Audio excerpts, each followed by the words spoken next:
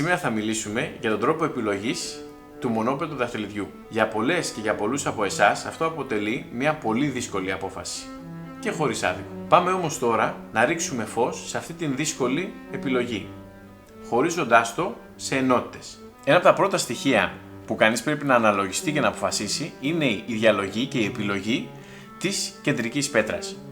Εδώ μπορούμε να αποφασίσουμε μεταξύ της κλασικής Brilliant Cut, της στρογγυλής πέτρας δηλαδή, ή να πάμε στην επιλογή της Fancy Cut. Η Fancy πέτρα μπορεί να είναι είτε Emerald Cut, είτε Oval, είτε Princess Cut, η λεγόμενη και ως τετράγωνη, η Pear Shape που είναι ένα απλό δάκρυ και η Marquise. Το δεύτερο στοιχείο που πρέπει κανείς να αποφασίσει είναι αν θα έχει μία κεντρική πέτρα, η οποία θα παραμείνει μόνη της, οπότε θα πάμε στο κλασικό μονόπετρο, ή θα έχουμε μία πέτρα η οποία θα συνοδεύεται και από άλλες πέτρες στη γάμπα ή τριγύρω από την κεντρική.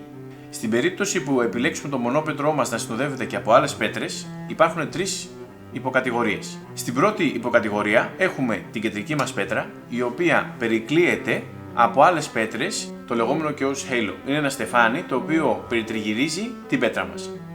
Στη δεύτερη επιλογή έχουμε την κεντρική μας πέτρα, η οποία έχει πέτρες στη γάμπα.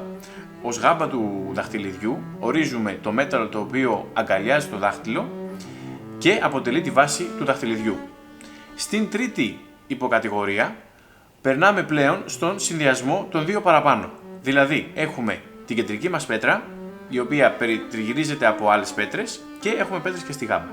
Ένα άλλο πολύ σημαντικό στοιχείο που πρέπει να λάβουμε υπόψη μας είναι η ιδιοσυγκροσία και ο χαρακτήρας του ατόμου που θα φορέσουν το δαχτυλίδι. Αναλύοντας αυτά τα δύο στοιχεία μπορούμε να βγάλουμε ένα σαφέστατο αποτέλεσμα για το τι δαχτυλίδι θα επιλέξουμε.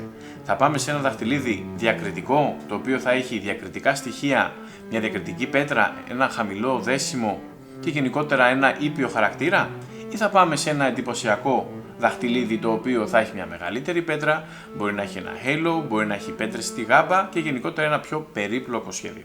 Τώρα θα μιλήσουμε για το πιο σημαντικό στοιχείο στην επιλογή ενός μονόπετρου δαχτυλιδιού. Και αυτό δεν είναι άλλο από τη δικιά σας προσωπική ιστορία. Σε αυτό το σημείο μπορείτε να ξεδιπλώσετε τη φαντασία σας, να χρησιμοποιήσετε τη δικιά σας δημιουργική σκέψη και μαζί να δημιουργήσουμε ένα μοναδικό μονόπετρο.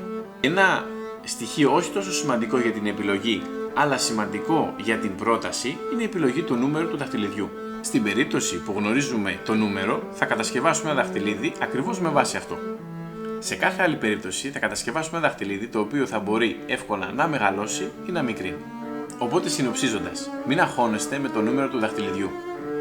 Αποφασίστε με βάση την προσωπική σας ιστορία, βάζοντας την προσωπική σας υπογραφή.